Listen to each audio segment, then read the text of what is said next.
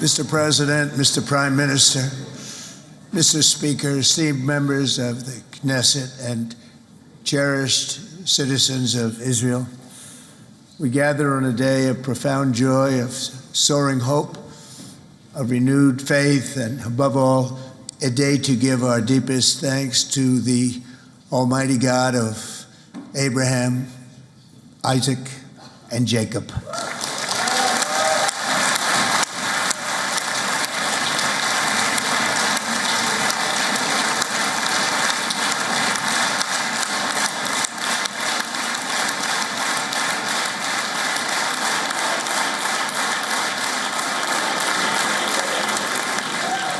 After 2 harrowing years in darkness and captivity, 20 courageous hostages are returning to the glorious embrace of their families, and it is glorious. 28 more precious loved ones are coming home at last to rest in this sacred soil for all of time. And after so many years of unceasing war and endless danger, today the skies are calm, the guns are silent, the sirens are still, and the sun rises on a holy land that is finally at peace, a land and a region that will live, God willing, in peace for all eternity.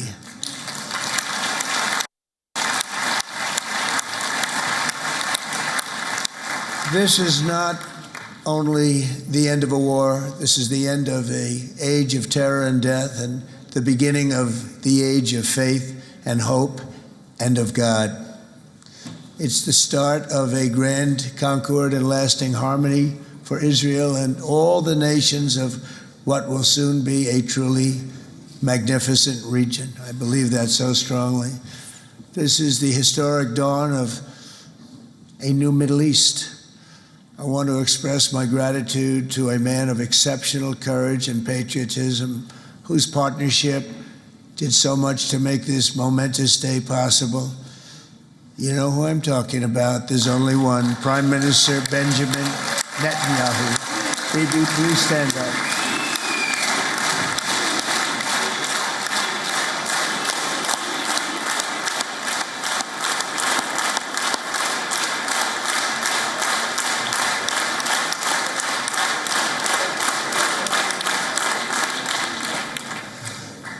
And he is not easy, I want to tell you. He's not the easiest guy to deal with, but that's what makes him great. That's what makes him great.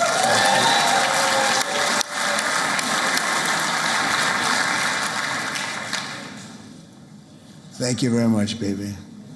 Great job.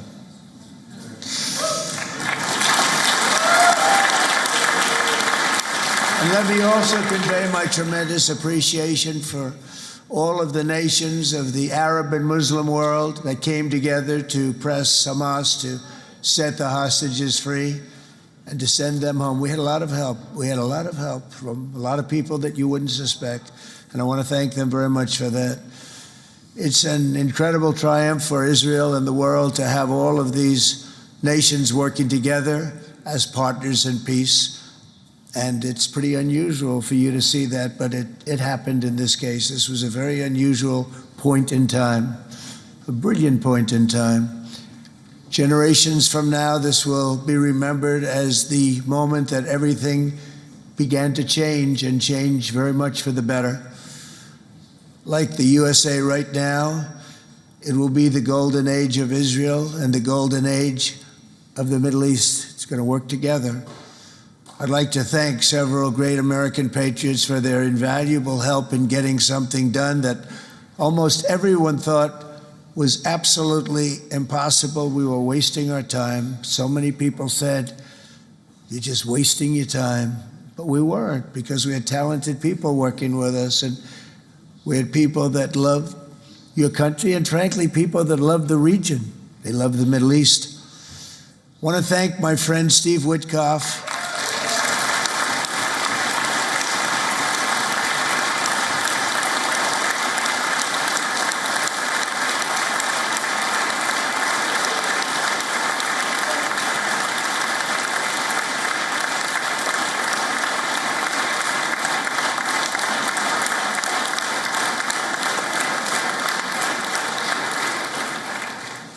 You know, Steve was chosen by me. He never did this before, but I knew him as a few things. He was a great businessman, but I know a lot of great businessmen, to be honest with you. He had tremendous negotiating skills, but I know a lot of people that negotiate pretty well, although it is an art. But there are people that can negotiate pretty well. But most importantly with Steve, he's just a great guy. Everybody loved him. Everybody. I mean, I know some negotiators that are so good, but you wouldn't have had peace in the Middle East. It would be in World War III right now with some of these guys. Everybody loves Steve, and they respect him, and they somehow can relate to him. I've known him for many years, and I've seen it over and over again. להוציא את חבר הכנסת הזה, להוציא אותו מהאולם, להוציא אותו מיד, החוצה, החוצה, החוצה. להוציא גם את חבר הכנסת כסיף, להוציא את חבר הכנסת כסיף מהאולם, להוציא אותו מיד.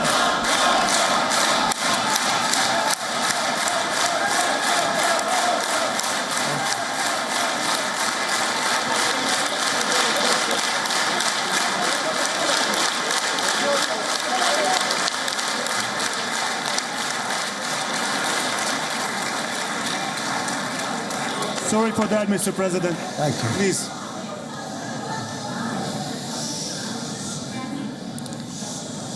That was very efficient.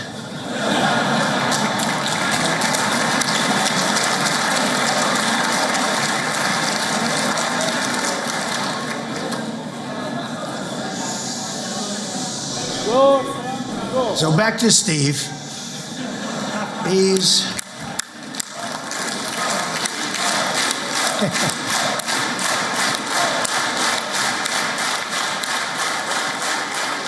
but I tell one story because he was so involved, and then we called in Jared. We need that brain on occasion. We got to get Jared in here. We got to get a certain group of people. But Steve started this all by himself. I call him Henry Kissinger, who doesn't leak.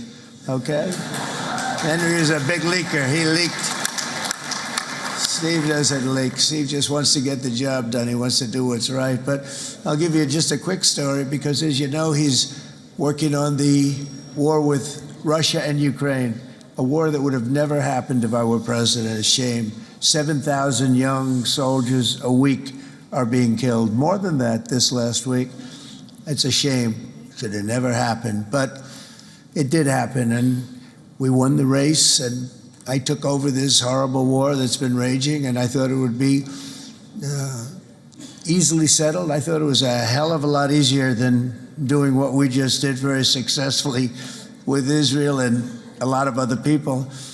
But this came first, and we'll get that one. But I set up a meeting for him to meet with President Putin, thinking it would be a 15 or a 20-minute meeting. Steve had no idea about Russia, had no idea about Putin too much, didn't know too much about politics, wasn't that interested. He was really good at real estate, but he had that quality that I was looking for, and I didn't see it around in too many ways. And I set up the meeting with Putin, and I called. I said, is Steve finished yet? That was about a half an hour into the meeting. No, sir, he's not. He's still inside. This is in Moscow. I said, well, how's he doing? I don't know, sir. He's still inside. I called up an hour later. Let me speak to Steve. Sir, he's still with Putin. He's with President Putin. I said, wow, it's a long meeting, 1 hour. I called up an hour later, he was still with Putin. 3 hours later, he was still with Putin. 4 hours later, he started to get the word that he was going to be coming out soon. And in 5 hours, he came out. I said, what the hell were you talking about for 5 hours? And he says, just a lot of interesting things. We're talking about a lot of interesting things, including what he went in there for, but you can't talk about it for 5. You can talk about it for a certain period of time, and you know what you're getting. But that's a talent. That's a talent where you can do that. Most people I'd send in, number one, they wouldn't be accepted. Number two, if they were, the meeting would last 5 minutes. And that's what happens with Steve. Everybody loves him. They love him on this side. They love him on the other side. And he really is. He's a great negotiator because he's a great guy. So thank you very much, Steve, very much.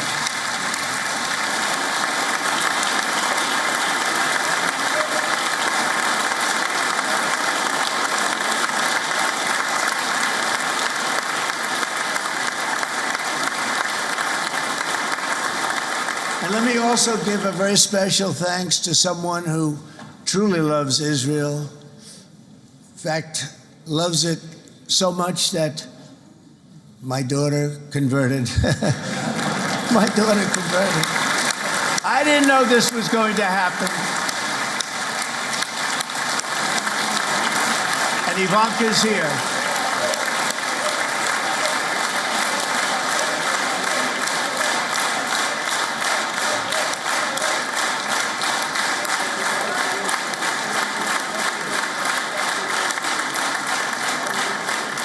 And Bibi, you do know this was not in the cards for me. You understand that. And she is so happy, and they are so happy. At least I think they're happy. If they're not, we have a big story, right? No, they have a great marriage, and they get along great. They're best friends. They have a very special relationship. But Jared has been so helpful. He really did something very special. He established the Abraham Accords with a group of very wonderful people. I like calling it the Avraham Accords because people that, right? Avraham. It's so cool. It's so much sort of nicer, you know, the Abraham versus the Avraham.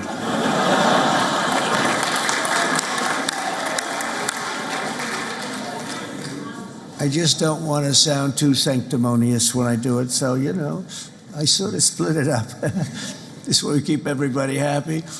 But we have some very great talent, and they have no excuses for anything that's taken place because we had some unbelievably good people working on this. And then you're going to add a man named Marco Rubio, who is also here. That's right.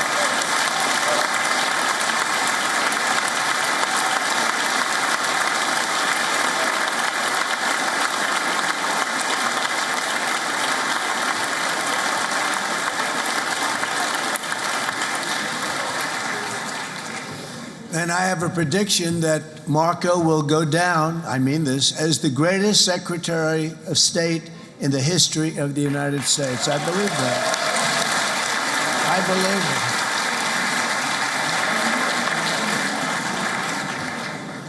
it. And he and I, you know, we really fought it out. You remember, he was tough. He was nasty. Who the hell thought this was going to happen, Marco, right? And now I'm saying he's going to go down as the greatest. He will. He was always smart and sharp, and people respect him. And then we have somebody who's young, but an unbelievable leader. I saw it a long time ago, and he's turned out to be even better than we thought. Right, Susie? I think even better. And that's Pete Hegseth, who is our Secretary of War, formerly Secretary of Defense.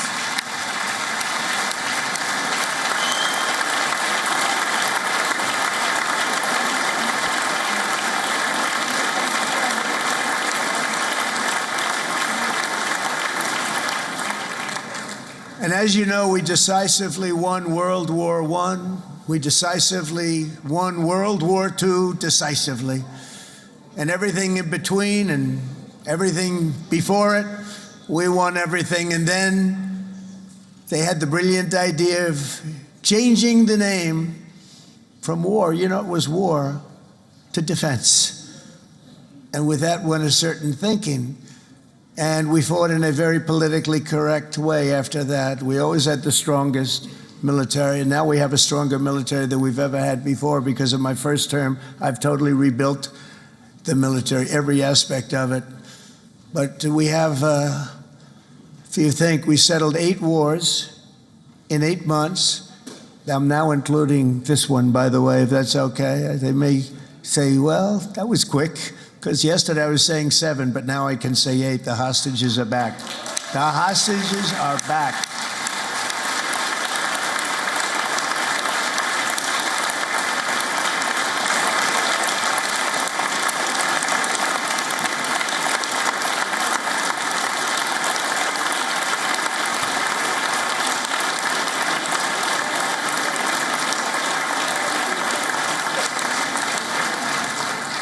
It is a good feeling. Isn't that nice to say? You know, I just said the hostage. First time I said the hostages are back. It feels so good to say it.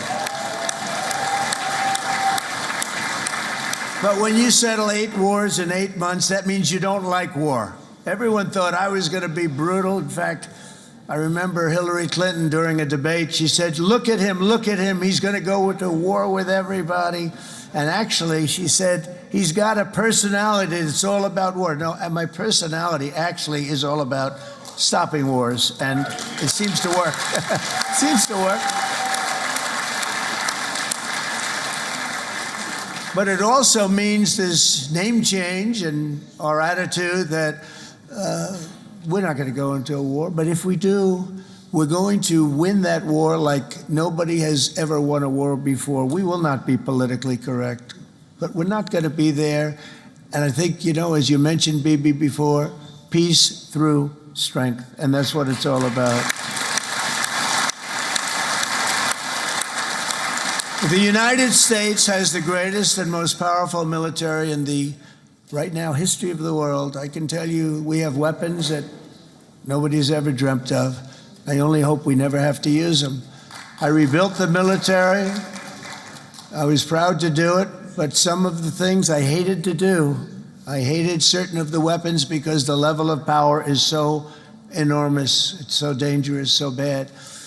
But we have to do what we have to do. We make the best weapons in the world, and we've got a lot of them. And we've given a lot to Israel, frankly. And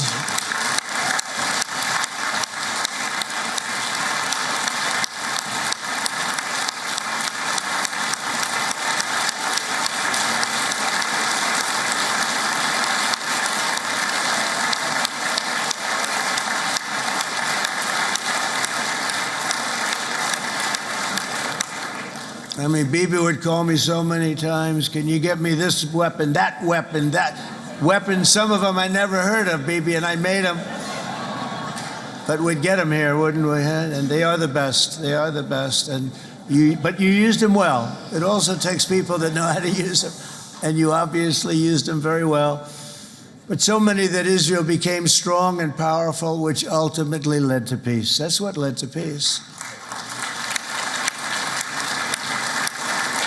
So as we celebrate today, let us remember how this nightmare of depravity and death all began.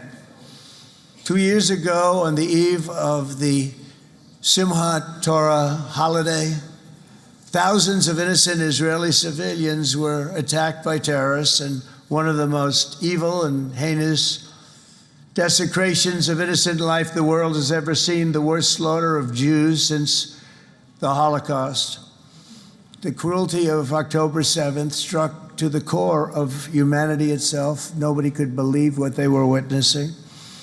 The United States of America grieved alongside you, and we mourned for our own citizens who were so viciously taken that day. And to all the families whose lives were forever changed by the atrocities of that day, and all of the people of Israel, please know that America joins you in those two everlasting vows: never forget and never again.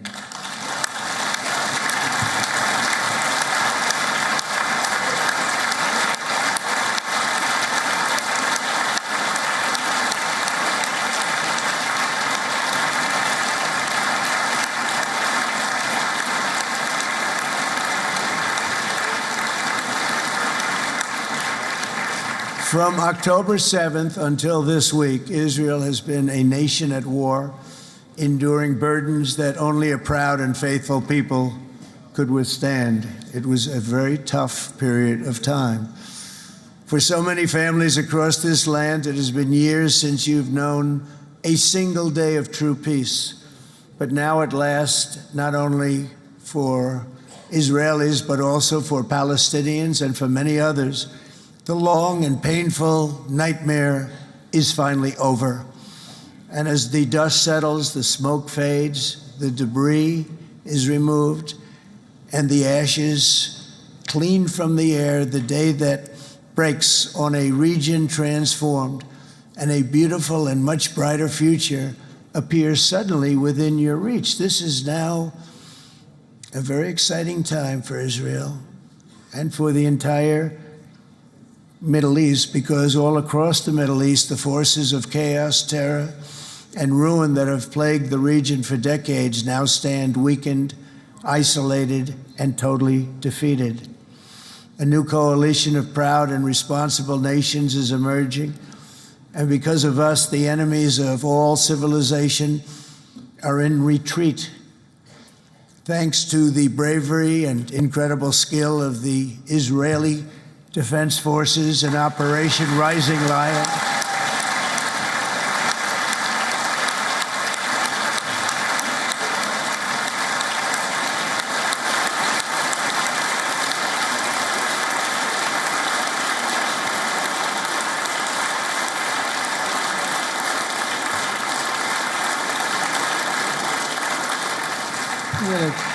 Guy's central casting. Let's put him in a movie. Look at him.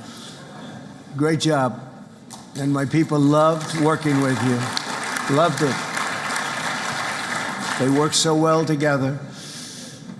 But many of Iran's top terrorists, including nuclear scientists and commanders, have been extinguished from this earth. And with Operation Midnight Hammer, boy, that's a great name for that, what we did. Last June, the United States military flew 7 of those beautiful B-2 bombers. They look so beautiful all of a sudden.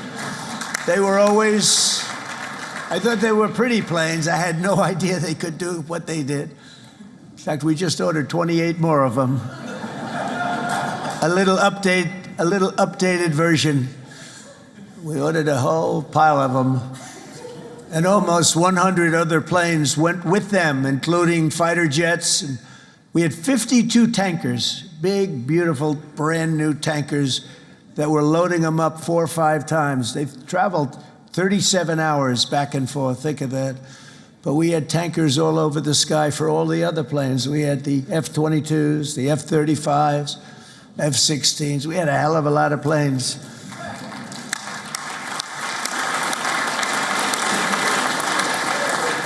So we had 52 gas stations in the sky. That's what they call them. I'll tell you, I wouldn't want to be flying one of them. We have our great General Raisin Cain right here. General, stand up. This guy. What a general. Thank you.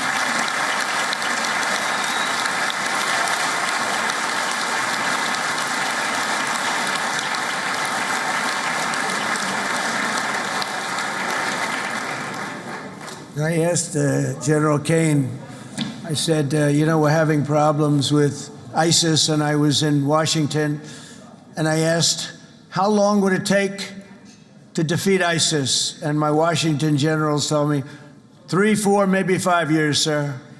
I said, I don't get it. We got the best equipment in the world. Why? So I flew to Iraq, and I met with a man named Cain. He said, what's your first name? He said, they call me Raisin, sir. I said, wait a minute, your name is Raisin Cain? I've been looking for you for a long time.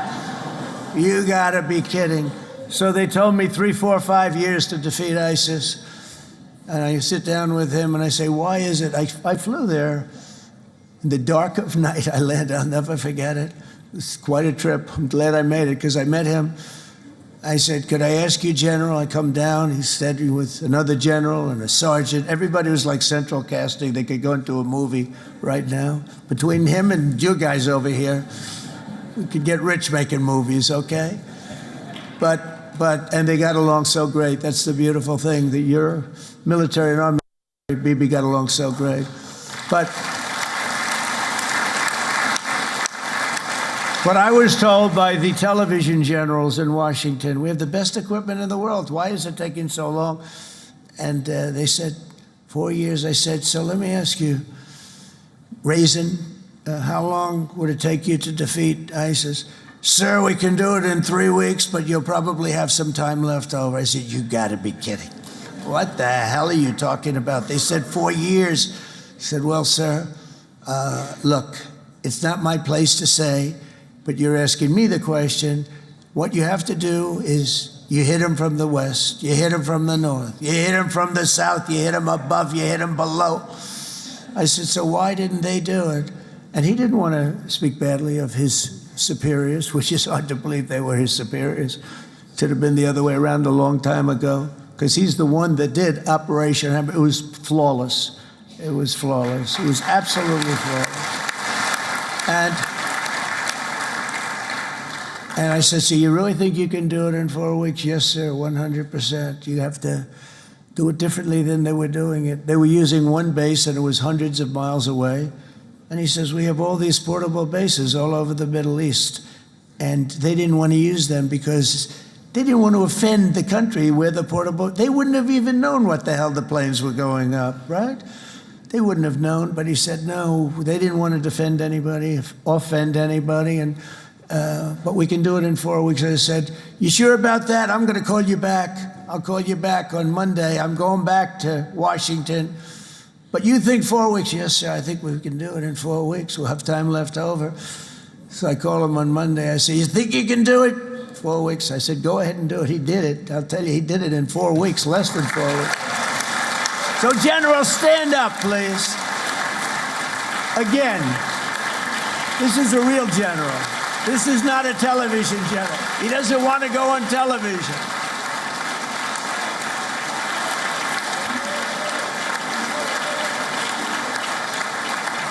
He doesn't want to go on television. I said the other guys love being on television. So we dropped 14 bombs on Iran's key nuclear facilities, totally, as I said originally, obliterating them. And that's been confirmed, and everybody understands it. Together we stopped the #1 state sponsor of terror from obtaining the world's most dangerous weapons. And if you think about it, if we didn't do that, and assuming we made the same deal that we have today, there'd be a dark cloud over this deal. And #1, it wouldn't happen because the other Arab and Muslim nations really wouldn't feel comfortable making the deal that we have now, right? If Iran had that nuclear weapon that they were about 2 months away from having. They would have had it in 2 months or maybe less than that. They were right at, this was our last shot. They looked at it for 22 years. This was our last shot. The pilots told me that. They said, 22 years, sir. They looked at it. Our predecessors looked, they studied it. 3 times a year would do drills on that exact attack. And boy, did they get it right. But let's assume they didn't, and let's assume there was large-scale nuclear weapons in the hands of Iran. We couldn't be here today. Even if we signed the deal, which we couldn't do because a lot of people would not want to have anything to do with it, we took a big cloud off of the Middle East and off of Israel.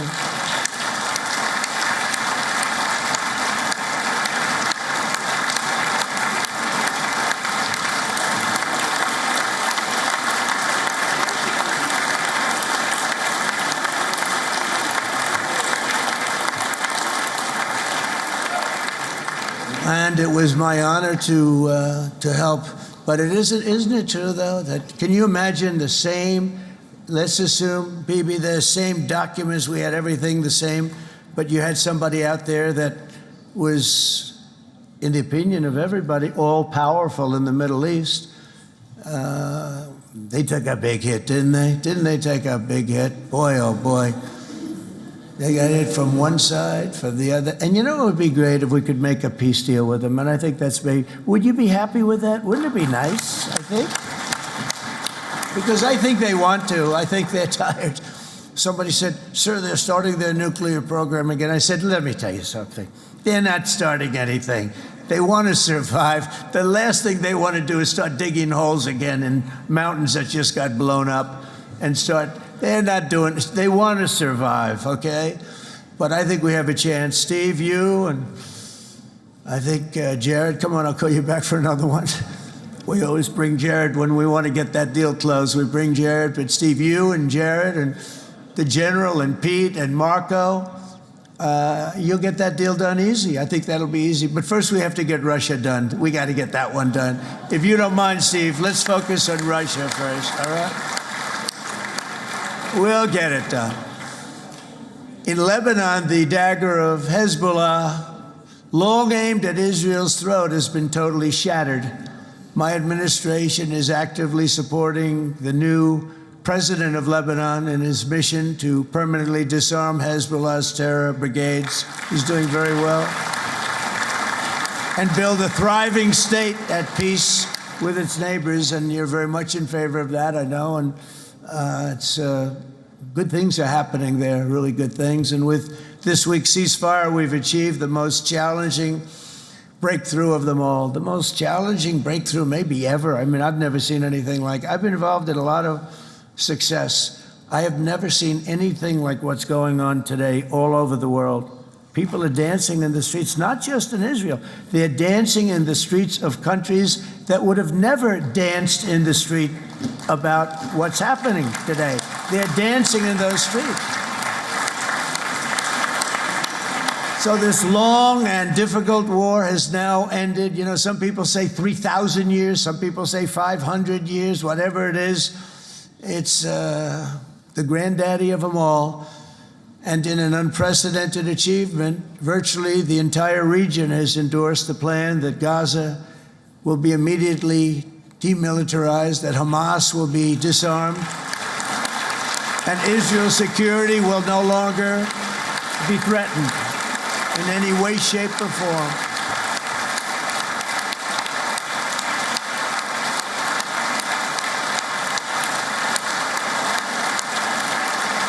So Israel, with our help, has won all that they can by force of arms. You've won. I mean, you've won. Now it's time to translate these victories against terrorists on the battlefield into the ultimate prize of peace and prosperity for the entire Middle East. It's about time you were able to enjoy the fruits of your labor. Mr. Opposition Leader. I said he's a very nice opposition leader. I think... No, he's a nice man. Bibi, he's a nice man.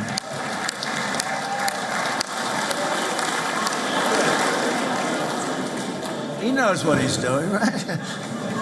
Nah, very nice guy. Well, see, now you can be a little bit nicer, Bibi, because you're not at war anymore, Bibi.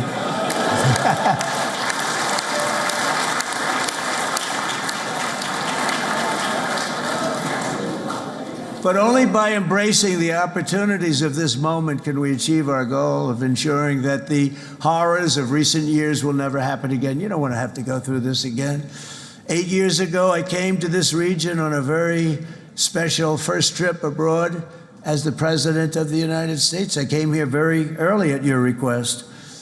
I addressed the leaders of the Arab and Muslim world gathered in Saudi Arabia and said that it was time to build a future free of the grip of extremism and terror. And interestingly, right now, as soon as I'm finished, I'm quite late. You've kept me quite late between opposition leaders and Bibi's brilliant but very long speech. I thought I was going to run up here, make a speech, and then head to Egypt. It didn't work out though. And you made a pretty long one too, sir.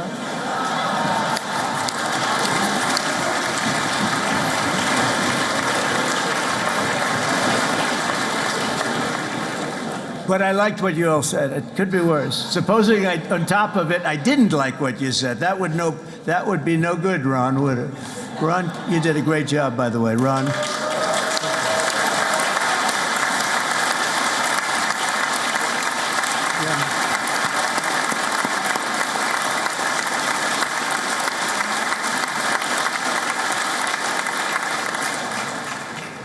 So I'm going to be meeting, actually, in a little while, I'm going to be meeting with the most powerful, the richest nations, really, in the world, although now, with the tariffs, the United States is by far the richest nation in the world, as you probably have been reading. But the richest nations, most powerful nations tremendous, headed by some tremendous people in many cases. Some cases I wouldn't say necessarily I would endorse, but I will tell you some incredible people that really helped us make this all possible. So I'll be going there. I'll be quite late. They might not be there by the time I get there, but we're going to give it a shot. But the journey we started back then led to the crushing defeat of the ISIS caliphate, to the monumental Abraham Accords, and ultimately to the historic ceasefire this week, in which many of those same nations really played a very pivotal role, I have to tell you. Steve will tell you that. Jared will tell you that. Together, we've shown that peace is not just a hope that we can dream about. It's a reality we can build upon day by day, person by person, and nation by nation. And because of that, the Middle East is finally ready to embrace its extraordinary potential. You have extraordinary potential in this region. It should now be clear to everyone throughout the region that decades of fomenting terrorism and extremism, jihadism and anti-Semitism have not worked. They haven't worked. They've been a disaster. They've just killed.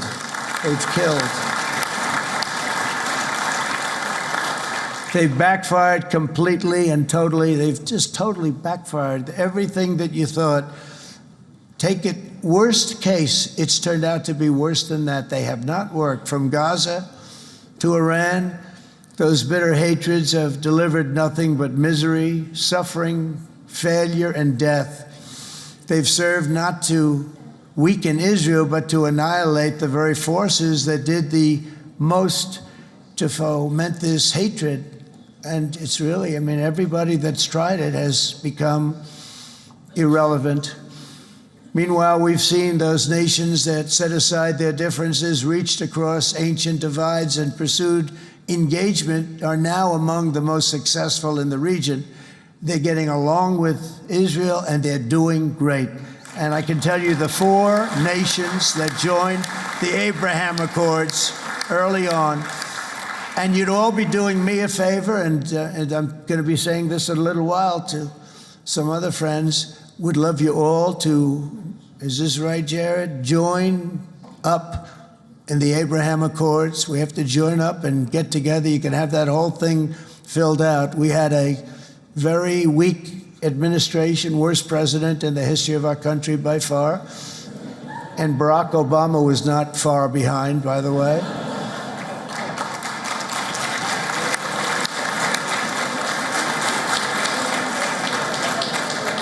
And they did nothing with this incredible document, the Abraham Accords, but now you can fill them up. Now you have peace, you have people that really like Israel. I'll tell you what, and they like Israel a lot more today than they did even 5 weeks ago. You've made a lot of, you've come back. You've come back strong, because it was getting to be a little nasty out there in the world, and ultimately the world wins. You can't beat the world. Or I would say to Bibi, it's now time, and he understood it better than anybody, because ultimately, you know, the world's a very big place. And I've said a lot. I said, this piece of land is very small. It's unbelievable what you've done with that tiny, you look at a map even of just not the world, the Middle East, and you have this little dot. And think of what you've done. It's incredible. It's incredible.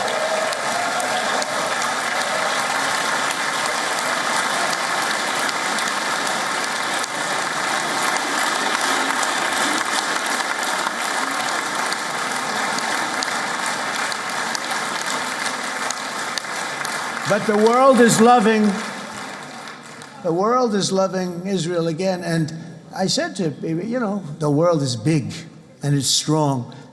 And Ron, ultimately, the world wins. And we don't have to worry about that now. But there was getting to be a period of time over the last few months, you know, the world wanted peace and Israel wanted peace. Everybody did. Everybody did.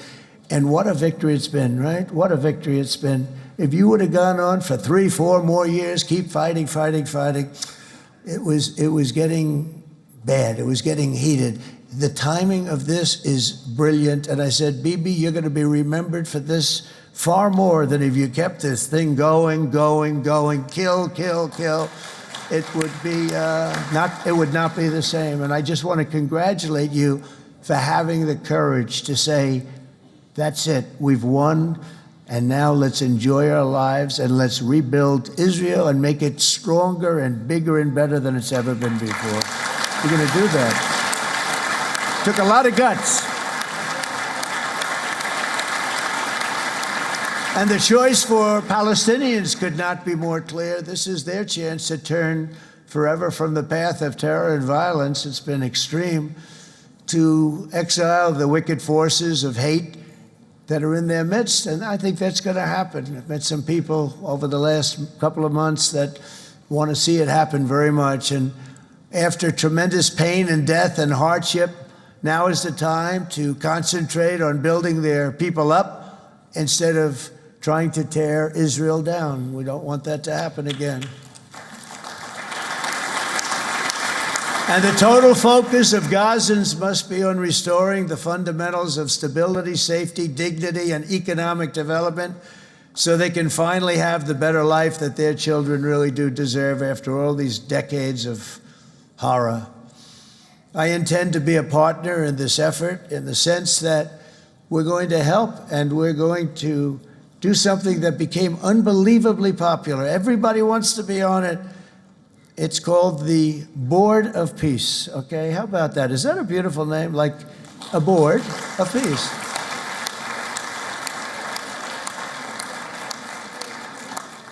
The only bad thing from my standpoint, every single nation involved has asked me to be the chair, and I'll tell you, I'm very busy. I didn't count on that, but you know what? If we do it, we'll do it right. And we have unbelievable power and wealth, because you're going to need wealth. You're going to need wealth to rebuild things, and they have wealth like few people have wealth. I want to thank the Arab and Muslim nations for their commitment that they've made to support a safe rebuilding of Gaza and beyond. I have many Arab countries, very wealthy countries, that came up and said, we'll put up tremendous amounts of money to get to rebuild Gaza. And I think that's going to happen. The power, they want dignity, they want to come forward, and they want to say, and I want to say who they are, because what they're doing is going to be, I think, something that you're going to be very impressed with, Bibi. And you need that. You need the kind of economic power that they have, and they want to see it work. And they want to see it be safe, and they want to see it be good for Israel, too. And as much money as it will be, and it's a lot, as you can see, it's a lot. For these countries, it's relatively little relative to their worth. It's really a lot of money like most people could never even conceive, but for these countries, it's not that much, especially because it ensures success and stability in the Middle East, which is what they want to see. So many of them will be with us in Egypt in a little while, I think. I'm not sure. They may be gone. They may have taken their Boeing 747s and left. I said, what kind of a plane do you fly? 747. I said, that's a large plane. No, they may have. Steve, do you think they've left on their their brand new Boeing 747s? Or, I don't know. We're going to find out soon. It's going to be a big story. There'll be 2 people left, and they'll be the 2 poorest ones.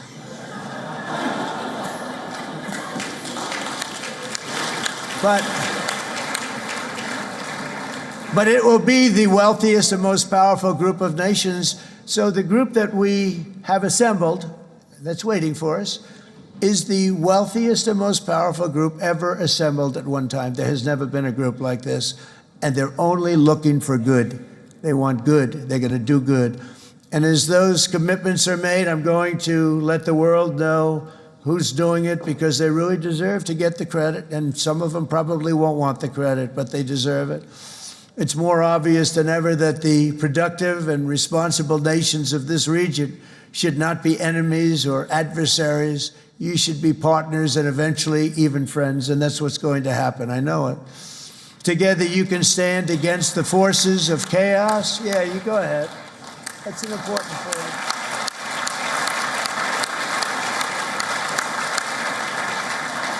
Because you can stand against the forces of chaos that threatened all of your interests, and it's always a big threat, and unleash incredible prosperity and opportunity for all the people of these lands, and that's what's going to happen. You're going to unleash numbers and success, the likes of which Israel has never been able to think of, because you're so firm, and you should be, and you've done the right thing in defending yourself.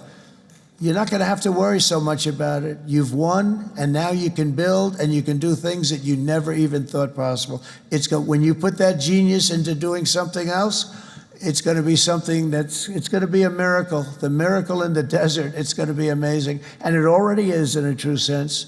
But it'll be wonderful when you can spend time thinking about other than war and defense and offense also. To that end, it's my firm hope and dream, frankly, that together the Abraham Accords will turn out to be everything that we thought they would.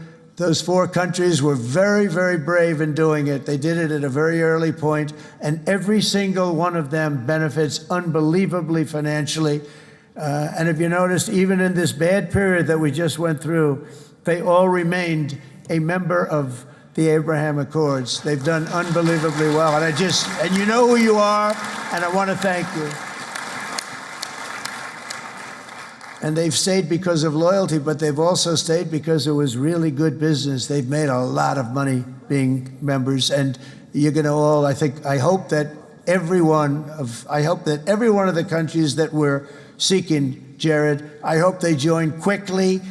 No games, no nothing. Just join, get it. It's going to be a great peacemaker.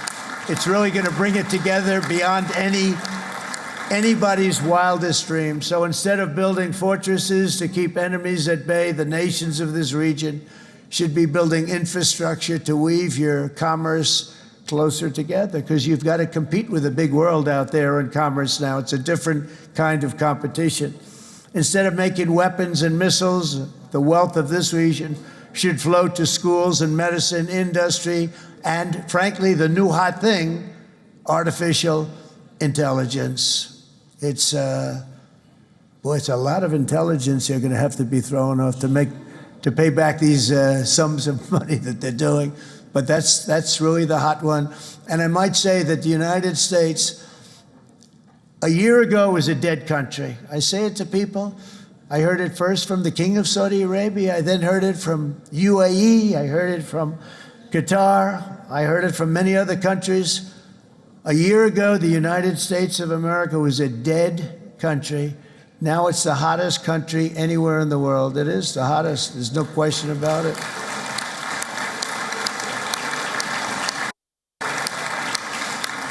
In fact, if you go back a year ago, before the election, although once we had November 5th, we became hot because people got it. I would say November 5th was a time that we became really hot. But once you go back a couple of years, if I were in charge and the country was doing what they, nobody was going to ask me to speak. Nobody asked Joe Biden to come up and speak, I guarantee you that. And if they did, he would have turned them down, I promise you. He didn't speak. He didn't speak, and he didn't speak well. But all of the countries in the Middle East, it could have, what we're doing now, it could have happened a long time ago, but it was strangled and set back almost irretrievably by the administrations of Barack Obama and then Joe Biden. It was, there was a hatred toward Israel. There was an absolute hatred. The setbacks really started when President Obama signed the Iran nuclear deal. This was a disaster for Israel, and it was a disaster for everyone. And I remember that Bibi Netanyahu came to the United States and worked so hard to try and get Obama not to do that deal.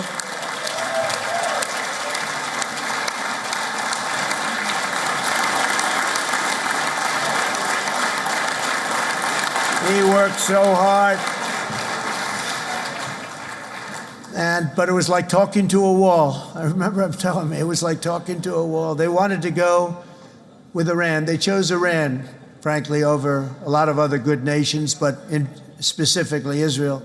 And that was the beginning of a very bad period of time. You had Obama go out, and the Iran nuclear deal turned out to be a disaster. And by the way, I terminated the Iran nuclear deal, and I was very proud to do it.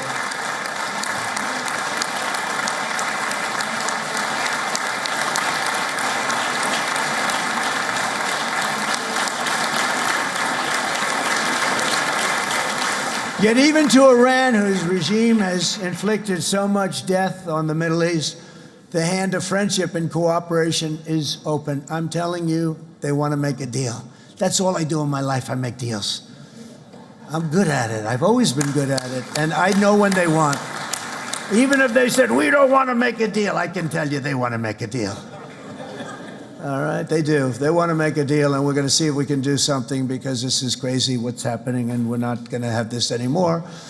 Neither the United States nor Israel bear the people of Iran any hostility. We merely want to live in peace. We don't want any looming threats over our heads, and we don't want to even think in terms of nuclear destruction. It's not going to happen, never will happen.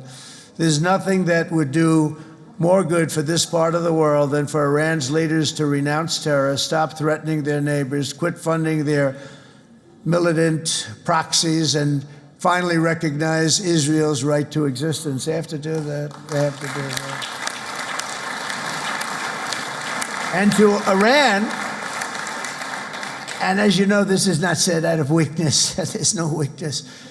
But I'm going to say this, that we are ready when you are, and it will be the best decision that Iran has ever made. And it's going to happen. It's going to happen. And they're good people. I know a lot of Iranians in the United States. They're good people, smart, hardworking people. They don't want to see what's happened to their country. The story of fierce Israeli resolve and triumph since October 7th should be proof to the entire world that those who seek to destroy this nation are doomed to bitter failure. The state of Israel is strong, and it will live and thrive forever.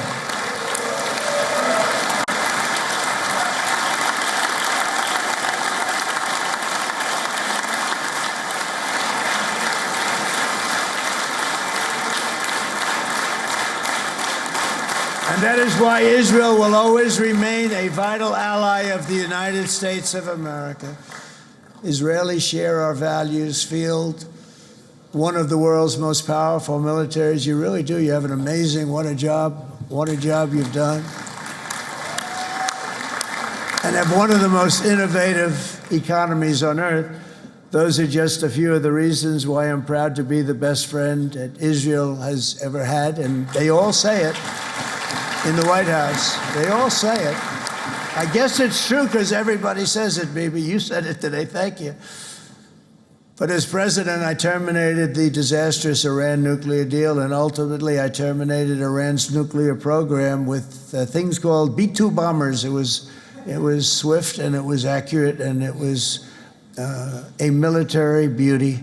I authorized the spending of billions of dollars, which went to Israel's defense, as you know. And after years of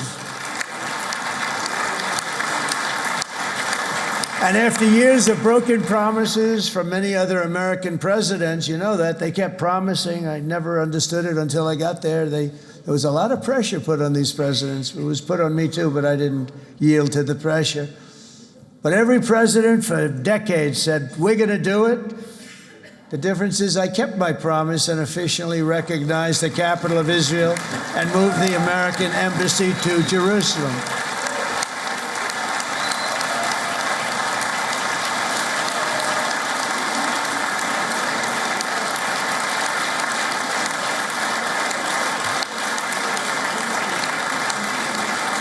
Isn't that right, Miriam? Look at Miriam. She's back there. Stand up, Miriam. Stand up.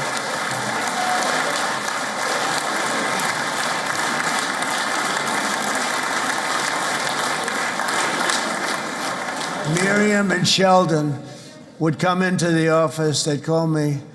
He'd call me. I think they had more trips to the White House than anybody else I can think of. Look at her sitting there so innocently. She's got $60 billion in the bank. $60 billion. And I think she's saying no more. And she loves Israel, but she loves it, and they would come in, and her husband was a very aggressive man, but I loved him. He was a very aggressive, very supportive of me. And he'd call up, can I come over and see you?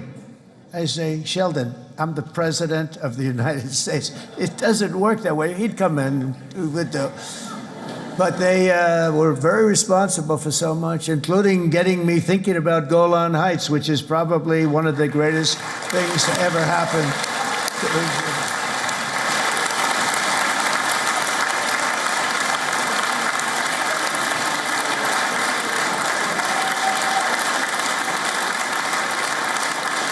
Miriam, stand up, please. She really is. I mean, she loves this country.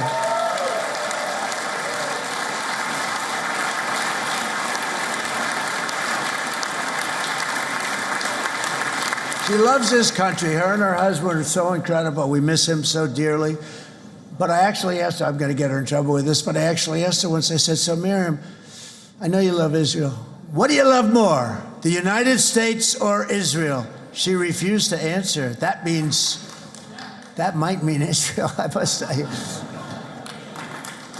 We love you. Thank you, darling, for being here. That's a great honor. Great honor. She's a wonderful woman.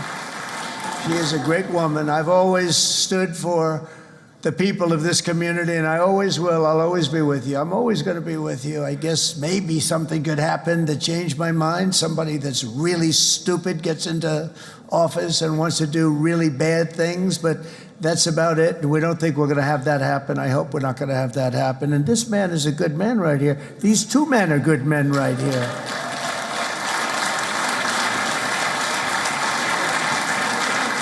Hey, I have an idea. Mr. President, why don't you give him a pardon? Give him a pardon. Come on.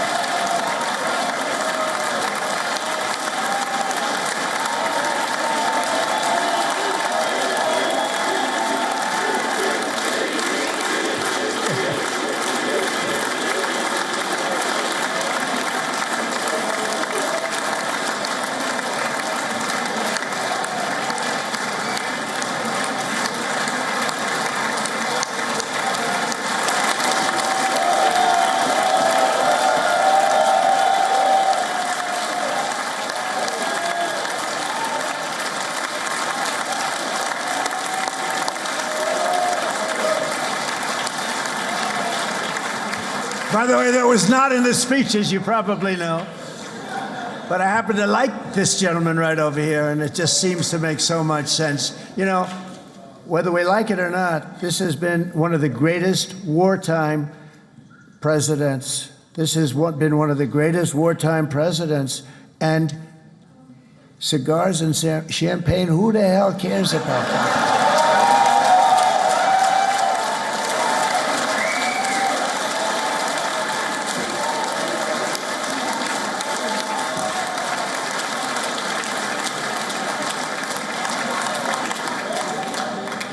All right, enough controversy for the day, right? Actually, I don't think it's very controversial. So, you know, I mean, I see so popular. You are a very popular man. You know why? Because you know how to win.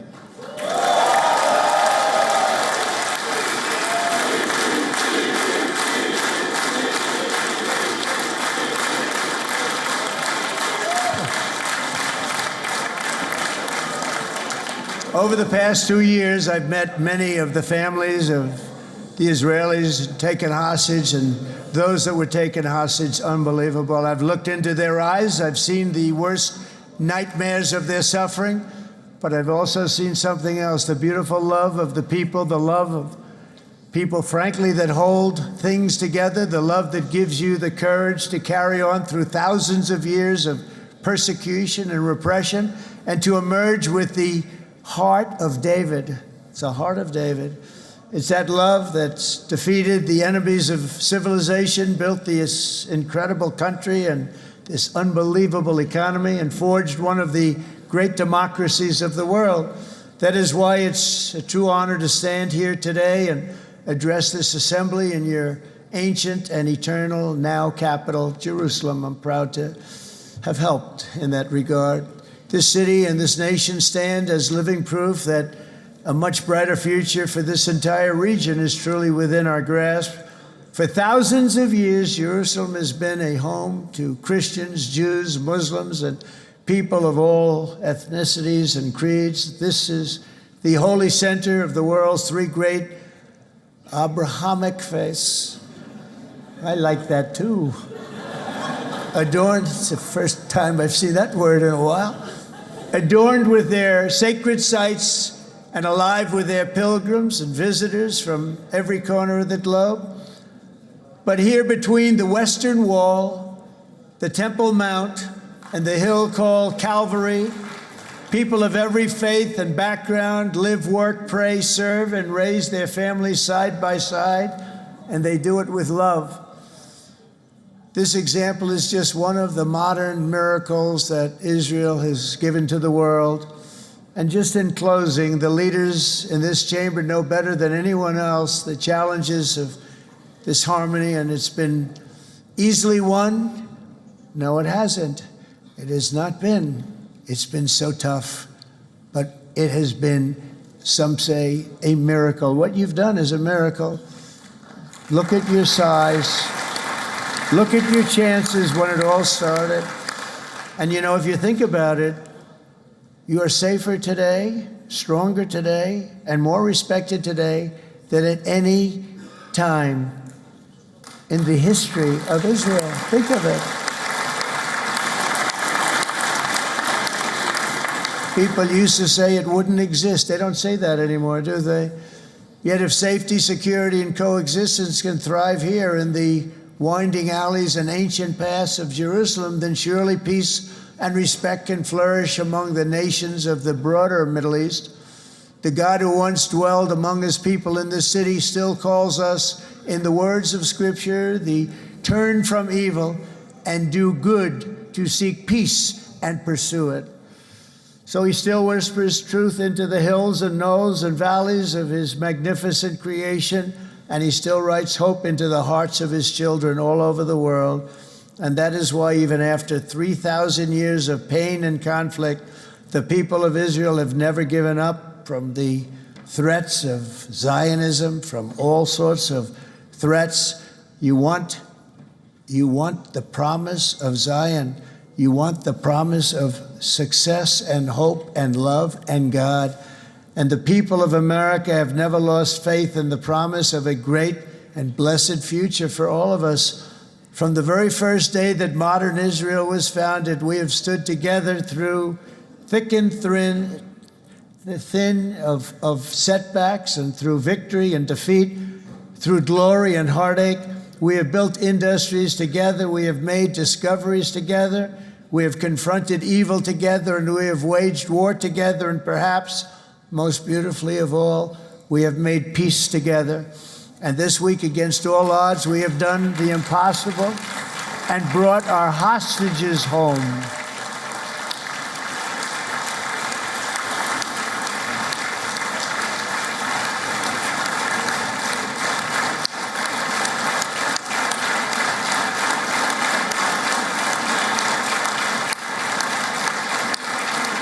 So now we're going to forge a future that is worthy of our heritage. We're going to build a legacy that all the people of this region can be proud of.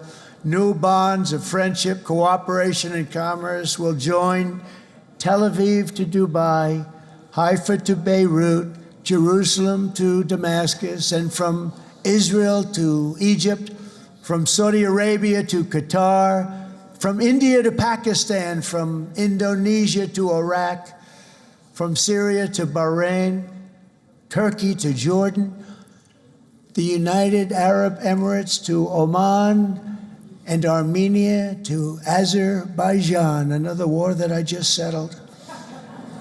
We are going to have hope, harmony, opportunity, and happiness here in the spiritual and geographic center of the entire world. That's what you are.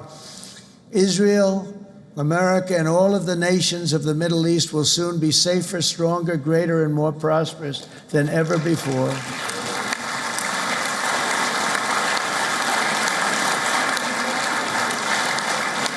And I want to thank you all once again for this exceptional honor. This has been truly an honor. It's seldom that a president is invited to do this. And I love Israel. I'm with you all the way. You will be bigger, better, stronger, and more loving than ever before. Thank you very much. God bless you. God bless the United States of America, and God bless the Middle East. Thank you, everybody. Good luck. Thank you very much. Thank you.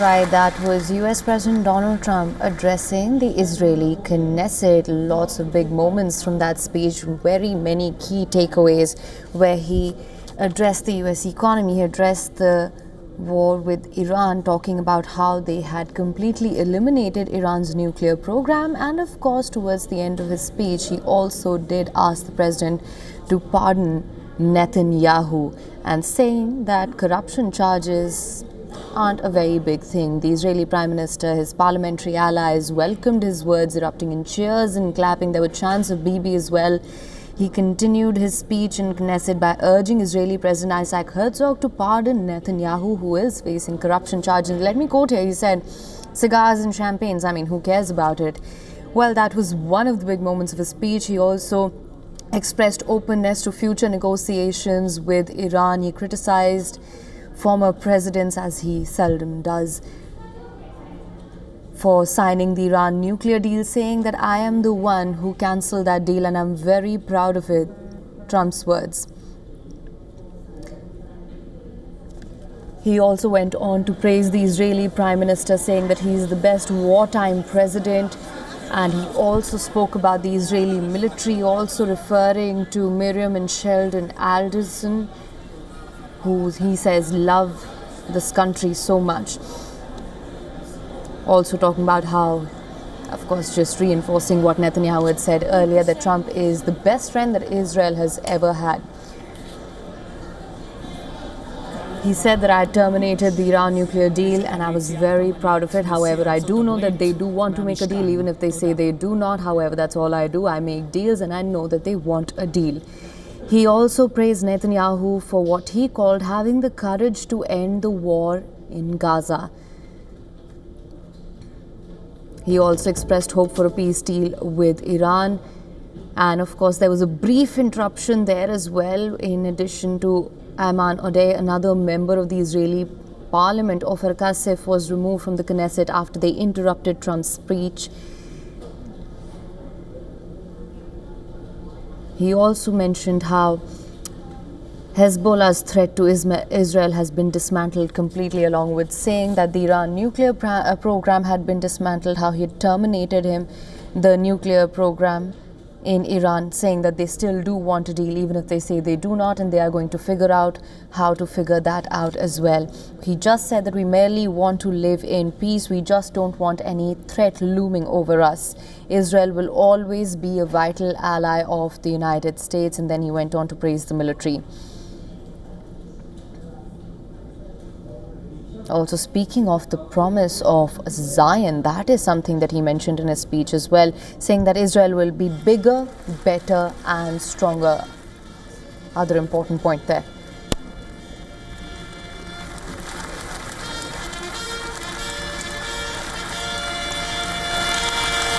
He also expressed his appreciation for Arab nations and the Muslim leaders that came together to press Hamas to set the hostages free.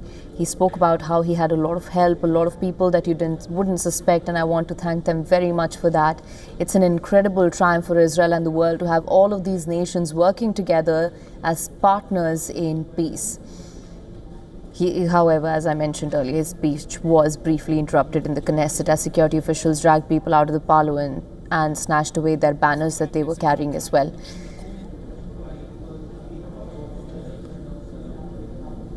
כבוד הנשיאים, כבוד ראש הממשלה וכבוד יושב ראש הכנסת.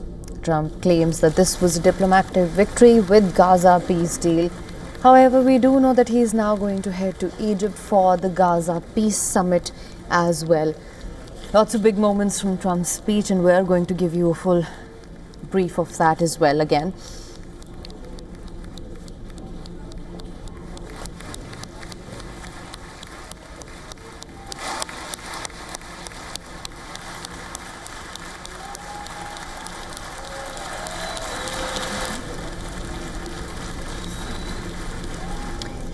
Trump called the captives' return home a historic dawn of new Middle East. After 2 harrowing years, I'm quoting him here, darkness and captivity, 20 courageous hostages returned to the glorious embrace of their families, Trump told the reporters. Trump told the lawmakers, in the Knesset, it's a historic dawn of a new Middle East. There was a brief interruption that was quickly dealt with. He went on to express his appreciation for Arab nations and the Muslim leaders that came together to press Hamas to set the hostages free. He did say that we had a lot of help.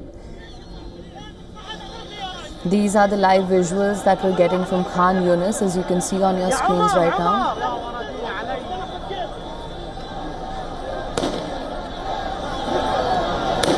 Trump praised several members of his administration for securing the ceasefire, including Middle East envoy Steve Witkoff and son-in-law Jared Kushner.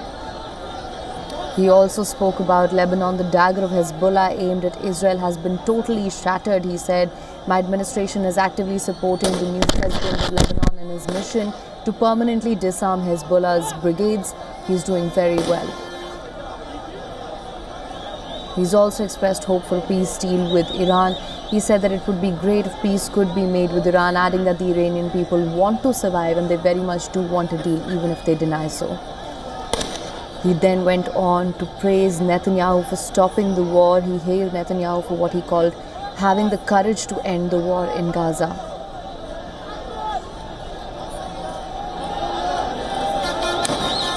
He referred to the Palestinians as well without addressing their issue of statehood. The choice for Palestinians could not be more clear, the US president has also argued. He went on to say that this is their chance to turn forever from the path of terror and violence. This is what he's saying. It's a bit extreme to exile the wicked forces of hate that are in their midst, and I think that's going to happen, Trump's words.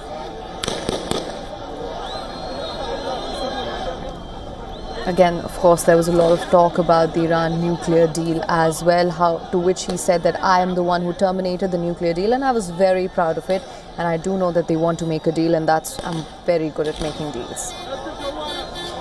Calling the B-2 bombers that we saw in that 12-day war military beauty, which eliminated the Iranian nuclear program. As you can see, these are the live visuals that we're getting from Khan Yunis. Thousands and thousands completely packed in that area.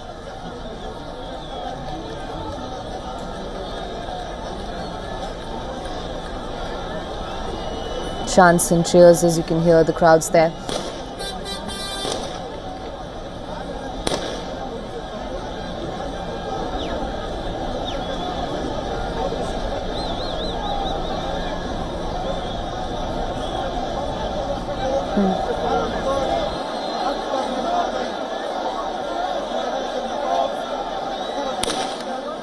Getting from Khan Yunis, you can see the buses there packed, and you can see people greeting each other there. People have been packed here waiting all day.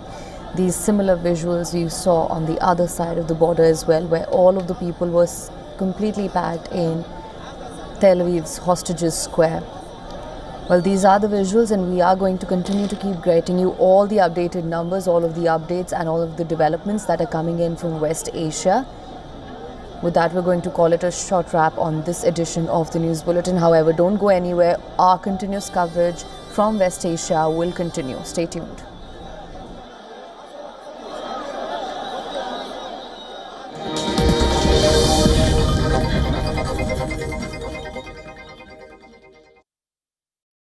The stress of our world can take a toll on our physical and emotional health. Here, in New York's Catskill Mountains, lies a luxurious place of healing called WION Wellness Center. The WION Wellness Center provides 500,000 square feet of natural methods to manage diabetes, hypertension, chronic pain, obesity, depression, anxiety, and other conditions. We use the traditions of centuries-old natural science from India, yoga, Ayurveda, acupuncture, and naturopathy in personalized programs that help you take charge of your own health. A minimum 5-day stay is recommended for best results. Book now at YoOne.com. From the bustling trading floors of Wall Street to the vibrant exchanges of Asian stock markets, WION breaks it down for you to make sense of what's happening, as we reveal the key factors behind events, strategic battles, and the game-changing business decisions that shape the world. We bring you all of this and more on World Business Watch. WION Health Resort is unique, the only one of its kind. Experience the 4 paths of natural wellness: yoga, Ayurveda, acupuncture, and naturopathy.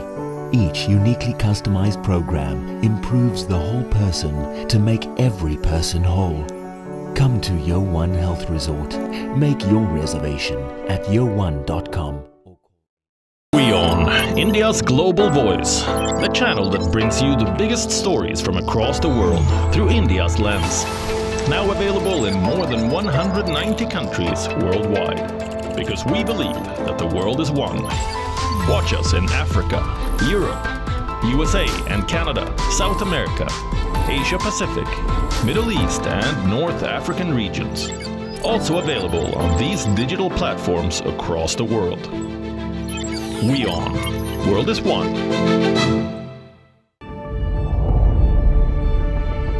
The Earth is sending distress signals. Wildfires, droughts, and melting glaciers. Can we reverse the damage? Explore the harrowing effects of climate change. It's a wake-up call. Global emergency. Climate Tracker on WION World is One. Rashtriya Swayamsevak Sangh. To some, it's an extreme ideology. To others, it's the very soul of India. To some, it's rebellion. To others, it's a principle of nation building. Coming soon to challenge perceptions in RSS centenary year, Kesariya at 100.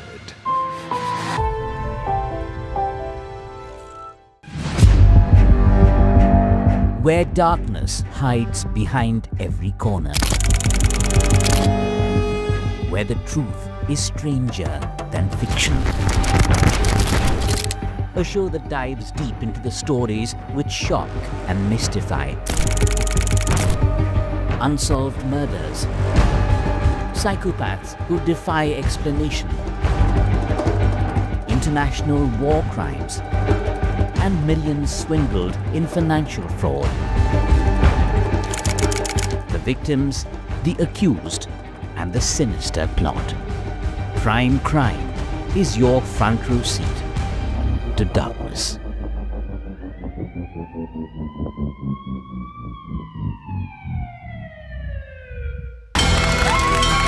From the bustling trading floors of Wall Street to the vibrant exchanges of Asian stock markets, WION breaks it down for you to make sense of what's happening, as we reveal the key factors behind events, strategic battles, and the game-changing business decisions that shape the world. We bring you all of this and more on World Business Watch. WION, India's global voice, the channel that brings you the biggest stories from across the world through India's lens. Now available in more than 190 countries worldwide, because we believe that the world is one. Watch us in Africa, Europe, USA and Canada, South America, Asia Pacific, Middle East and North African regions. Also available on these digital platforms across the world. WION. World is one. Where darkness hides behind every corner. Where the truth is stranger than fiction. A show that dives deep into the stories which shock and mystify. Unsolved murders. Psychopaths who defy explanation. International war crimes. and millions swindled in financial fraud. The victims, the accused, and the sinister plot. Prime Crime is your front row seat to darkness.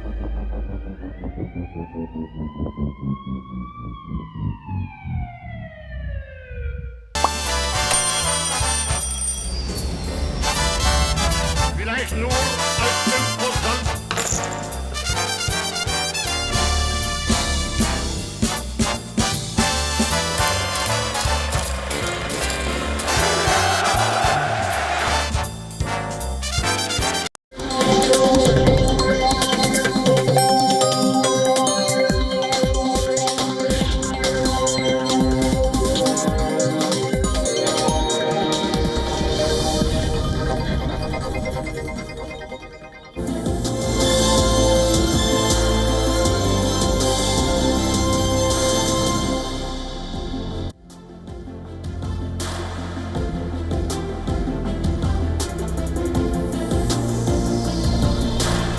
Welcome back to WION The World is One. We are glad you're watching. Time now for Dispatch. I'm Eric Njoka. Let's begin with the headlines.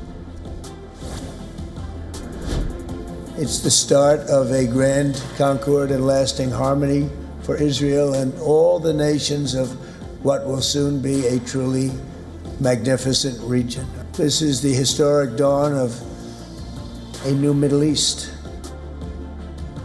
President Trump tells the Israeli parliament that Gaza ceasefire has ushered in the historic dawn of a new Middle East. He called the release of hostages held by Hamas a triumph for Israel and the world.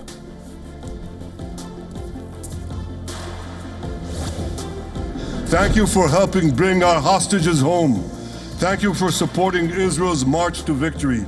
Thank you for paving a path to peace. Israeli Prime Minister Benjamin Netanyahu says the United States and Israel are committed to peace in the Knesset address. This follows the release of all 20 surviving hostages held by Hamas, marking a major breakthrough in a Gaza peace deal brokered with the support of the United States.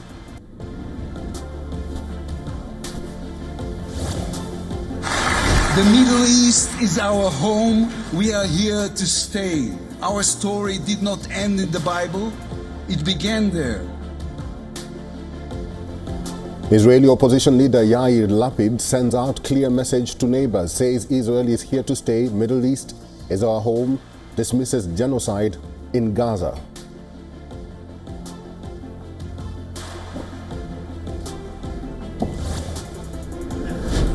להוציא את חבר הכנסת, להוציא אותו מהאולם, להוציא אותו מיד, החוצה, החוצה, החוצה. להוציא גם את חבר הכנסת כסיף, להוציא את חבר הכנסת כסיף מהאולם, להוציא אותו מיד.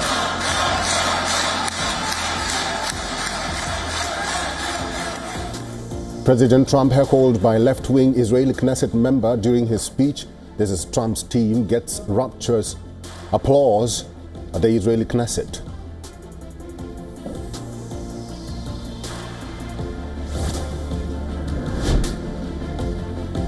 Reports suggest Afghanistan has rejected visas of Pakistan's Defense Minister Khwaja Asif, the head of intelligence Asim Malik, and 2 other generals. Pakistan submits 3 separate requests for Afghan visas over the past 3 days.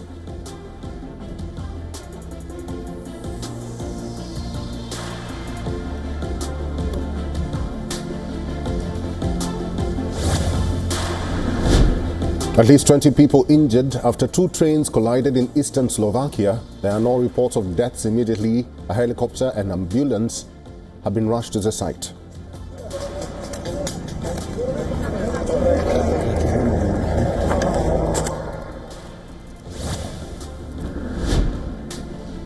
The Nobel Prize in Economics awarded to American-Israeli Joel Mokyr, France's Philippe Aghion, and Canada's Peter Howitt for work on technology's impact on sustained economic growth.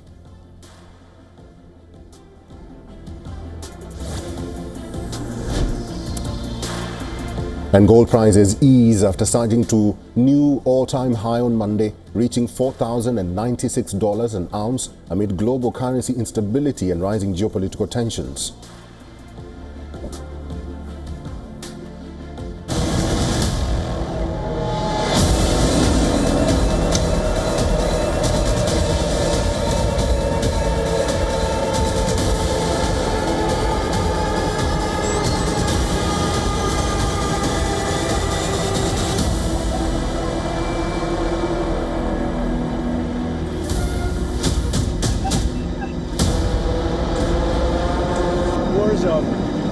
The war is over, and this is the first time they've ever seen where everybody is unified.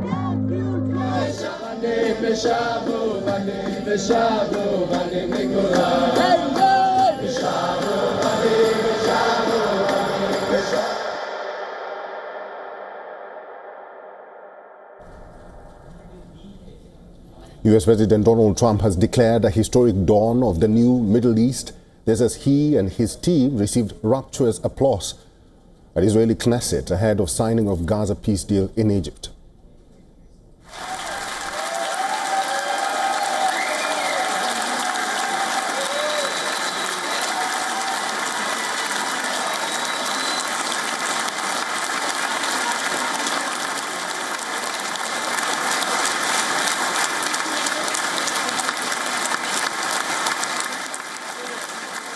It's the start of a grand concord and lasting harmony for Israel and all the nations of what will soon be a truly magnificent region. This is the historic dawn of a new Middle East. Trump called Gaza peace agreement and the release of the hostages held by Hamas a triumph for Israel and the world. The US president thanked mediators from the Arab and Muslim world. He says it's time to translate the victories into peace and prosperity for West Asia. And let me also convey my tremendous appreciation for all of the nations of the Arab and Muslim world that came together to press Hamas to set the hostages free and to send them home. We had a lot of help. We had a lot of help from a lot of people that you wouldn't suspect, and I want to thank them very much for that. It's an incredible triumph for Israel and the world to have all of these nations working together as partners in peace. Israeli Prime Minister Benjamin Netanyahu hailed Trump as the greatest friend Israel has ever had in the White House. He asserted that Israel and the United States are committed to peace as he honored President Trump with Israel's highest civilian honor, Presidential Medal of Honor. Mr. President, you are committed to this peace. I am committed to this peace. And together, Mr. President, we will achieve this peace.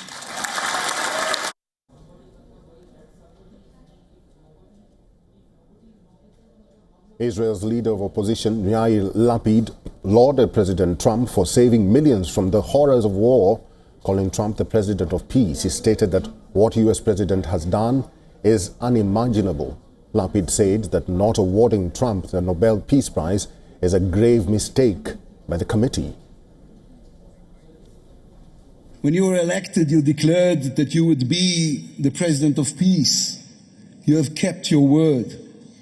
The fact that you were not awarded the Nobel Peace Prize is a grave mistake by the committee. Mr. Elijah J. Magnier is a war correspondent and also an analyst. Is now joining us live from Brussels. Mr. Magnier, thank you very much for making time for us and welcome to WION World is One. This is a very important day for the world, not just for Israel and for Palestinians. And we do hear from the President of the United States. He says the war is over and now there needs to be harmony in the Middle East or in West Asia. Do you believe that this harmony will be achieved? Thank you for having me. Actually, it is very difficult to believe that there is going to be peace in the Middle East after the ceasefire in Gaza. There are so many other elements that are still unresolved, particularly the plan of a greater Israel that Benjamin Netanyahu put forward less than a month ago and said this is his aim to achieve. Therefore, it is not compatible with a peace in the Middle East to have a greater Israel that is going to take part of Syria, part of Lebanon, and a part of Jordan, the West Bank, and no state for the Palestinians. Peace can be achieved when both sides have a peace deal signed, like the Oslo Accord in 1990s, and a state for the Palestinians as stipulated in the Oslo Accord that was supposed to happen in the year 2000, but it didn't. I think now the next frontier is Iran, and according to President Trump, he says that he wants all to join the accord, the Abraham's Accord. He says that he's hoping for a deal with Iran, but Iran, on the flip side, says that they're not willing to join the Abraham's Accord because they do not trust Israel. How is that going to play out? I don't think it's a question of trust. I think it's a question of ideology. There is not one chance for Iran to join the Abraham Accord with Israel. Iran has been fighting Israel and vice versa since 1979, when the Islamic Republic was formed. Therefore, this is something that is perhaps a wishful thinking and too ambitious for President Trump to say, but when he